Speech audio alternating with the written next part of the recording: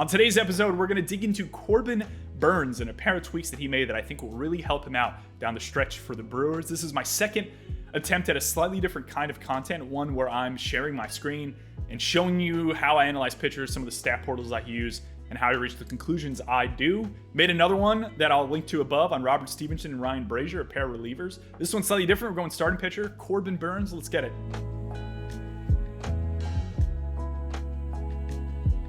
All right, so taking a peek at Corbin Burnes here, I think you could argue that this season for him so far has not been maybe what's expected of him. Prior 2 seasons, he had about 11 WAR, sub-3 ERA both years. His K rate has kind of fallen each of the last 2 seasons. His walk rate's come up, which you can see here. He's sitting on a 3.49 with a 3.91 FIP. It's not bad, but you know he's tracking for the least amount of WAR since 2020 for him, where he dominated in a short season. We kind of saw that breakout starting. So I imagine for him, I think at least, and let's dig into the splits here to point out what I'm talking about. His career splits, which I'll toggle to right here and let it reload. Yeah, 600 or so innings. Pretty even overall, right? I primarily look at something like slug differential between handedness. I'll even jump down and see K to walk differential. Yeah, I mean, like, this isn't bad. Like, if you're matching up against Corbin Burnes, I'm not exactly sure what you're doing as an organization. You know, whether you're going righty or lefty. You might just take the lefties to get that advantage, but the cutter's so good that it mitigates lefties. This year, however, it's kind of a different story, and I'm always curious about whether splits intra-season, you know, what is more predictive for splits, right? Like, in the given season, if a pitcher's struggling against a certain handedness, do you trust that for the sample of the entire season, or do you push out and look at the career splits? I imagine the career splits are probably more predictive, but especially in the first half for Corbin Burnes, he was getting beat up so bad that I think it mattered, and it forced him to make an adjustment now. So you could argue that the greater sample that we have of splits of him being good versus righties relative to the lefties, or basically even, is more predictive. But it's also necessary to point out that I think he made an adjustment. We're going to talk about that adjustment. Big thing here, this is 2023 splits purely, right versus righties, which I'm on right here. The slug jumps up, right? Really good versus lefties, not good versus righties. This is backed up in the K. Minus walk 2 as well, right? Lefties higher, 19%, 15% down here. Having trouble getting swing and miss, particularly against right-handed hitters, 4.65 ERA, or excuse me, 4.65 FIP. And that spurred him to make a change. So I'm going to jump to my plots here again. This is built by Thomas Nestico, TJ Stats on Twitter. Believe this is available through his Patreon, which I'll link to. But this is what we're looking at. This is his plot, right? Again, short form movement chart. Horizontal line right here is suggesting that anything on that line is only dropping as much as gravity itself would impact the ball. There's no other kind of force being applied to the ball vertically, right? So if you jump into this territory up here with this yellow, this is Burnes' cutter. You're looking at backspin.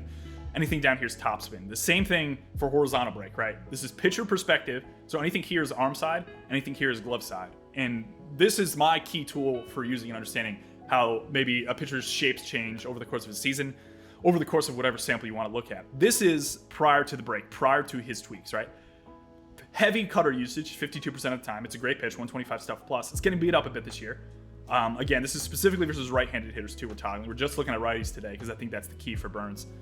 Cutter, a lot of cutter. You know, he mixes in everything else. Not really getting great results in anything but the sinker and the curveball.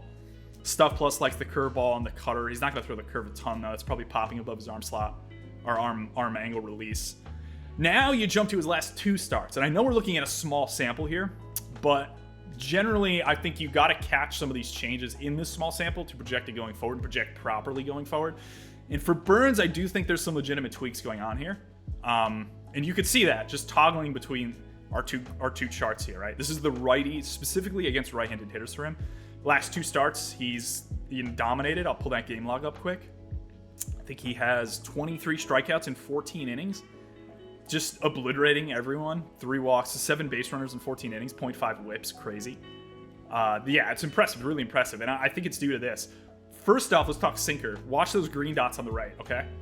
This is first half, this is last 2 starts. Look at how that's shifting down. That feels pretty intentional to me. He didn't really throw, the red is the changeup. He doesn't really throw that right too much. You can see that in the sparsity of the reddish-orange dots, but the green, you could probably keep your eye on this 10 line, this 10 inches of vertical break line, and watch it dip below that line. And then we toggle down here, we could see that it's now 95 miles per hour, 7 inches vertical break, 10 inches arm side, stuff plus at 115. And again, the key thing for me here, the xWOBA all the way down to like 120, which is really strong for a sinker. You don't really need to generate a lot of whiffs with this. It's a sinker. So it doesn't really matter for him. But again, let's keep that in mind. 95 miles per hour, 8 inches of vertical break, 10 inches of horizontal arm side movement. But I want to keep an eye on that 8 inches of vertical break. When we jump back to the first half, look at this sinker. 12 and a half, 13 inches of vertical break, similar to horizontal. The Stuff Plus down at 93. Again, the whiffs don't really matter here, but the xWOBA up at 320. That's the key thing for me, particularly for Corbin Burnes against righties, is the ability to kind of do whatever he did to this sinker to get it to drop more. I'm not entirely sure what he did. And the weirder thing here is that you're generally looking at more drop on sinkers as an arm slot or arm angle or release lowers, right? It's easier, it's harder to get behind the ball, easier to allow seam effects or anything to push that pitch downward. But if you look at his release height on the sinker, right, that actually goes up slightly. His entire release height goes up slightly as his extension here kind of goes down slightly, maybe stays the same or so. So watch that sinker 6 and it's 5.9 here. That's not a big difference. It's like an inch or two difference, but when you get the combination of adding drop to a sinker, you know, and your release height goes up, that then really steepens out the approach of the ball into the zone, because we generally would expect the sinker to drop more as your arm angle or release goes down, right? Think of like Luis Castillo from a pretty sidearm slot and creating a ton of sink on his ball. Burnes slightly went up and is now creating more drop. That's why the Stuff Plus on the pitch really jumps up from 93 all the way up to 115. That's huge. It's a huge difference in terms of the effectiveness of that offering. And we can take a look at location on that. So I'm going over Savant now. Just gonna look at quick location. This is righty. Again, I just toggled it down. Sinker to righties pre-All-Star break, and I'll pull up the heat map there. And we can take a look. Yeah, down into righties. That's not really surprising. And then we'll look now. This is the last 2 starts. Again, it's a small sample, but I really think that catching these changes before they happen is key. And there's really not a ton of difference here. I just moved this accidentally, but we can still kind of see what's going on. Yeah, I mean, it's more down in the zone, maybe not as much in.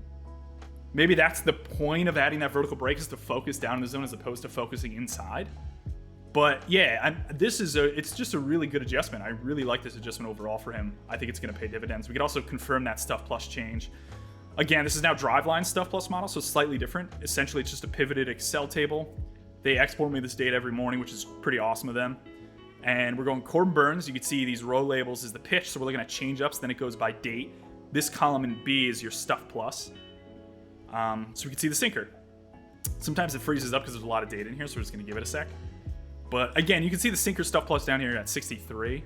That pretty much lines up with what Fangraphs here, Fangraph Stuff Plus here at 93. So they like the pitch better, probably because it was 95.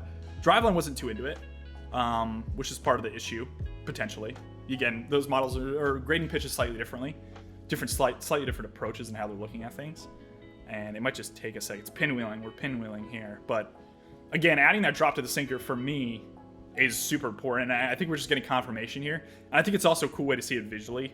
Just that adding drop to the sinker, as this table's not doing well right now. There we go. We're back. Okay.